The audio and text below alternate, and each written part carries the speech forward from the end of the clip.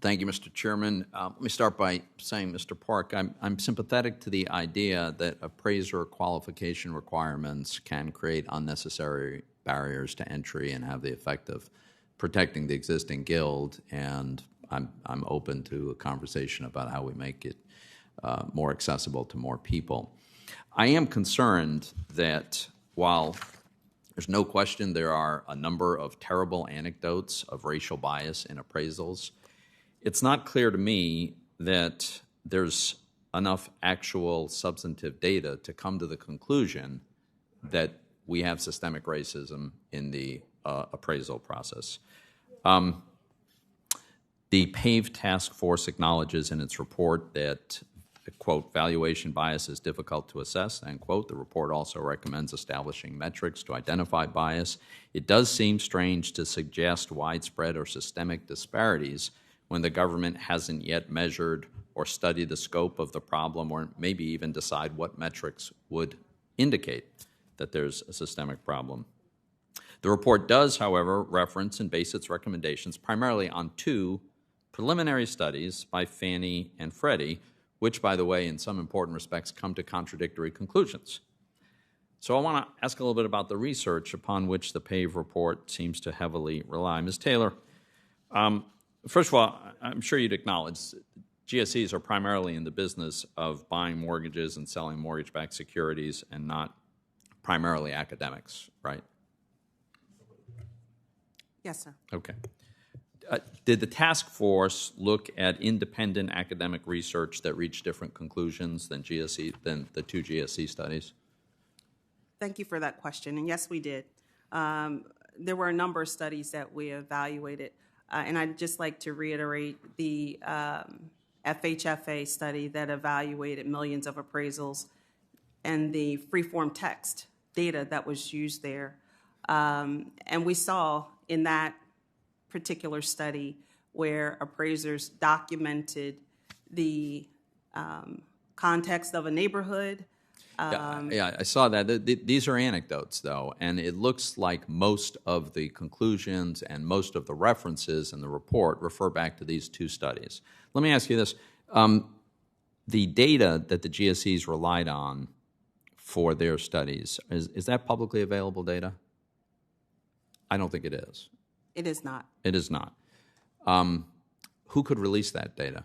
It could be anonymized. I'm not suggesting that it have identifying information, but who has the authority to release that? Right now, that's one of the objectives of the PAVE action plan. Data based on even the industry, came back to us to recommend that we make data publicly available. So I think FHFA has the authority to do that. It could release this data, and then you could do what peer review of academic research normally does, is allow lots of people to evaluate the same data so that they can come to the right conclusions. And yet, that's not possible when the data is not available. Let me also ask you about this. On the issue of undervaluations, Fannie's study of mortgage refinances found, and I quote, "The differences observed in undervaluation between white and black borrowers were similar in rate and not meaningfully different."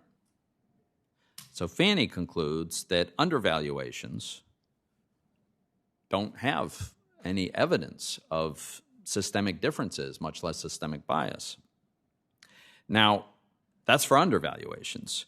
In Fannie's research, they found overvaluations of white-owned homes were more likely to occur in majority black neighborhoods than overvaluation of black-owned homes. And you mentioned that in the report, this observation.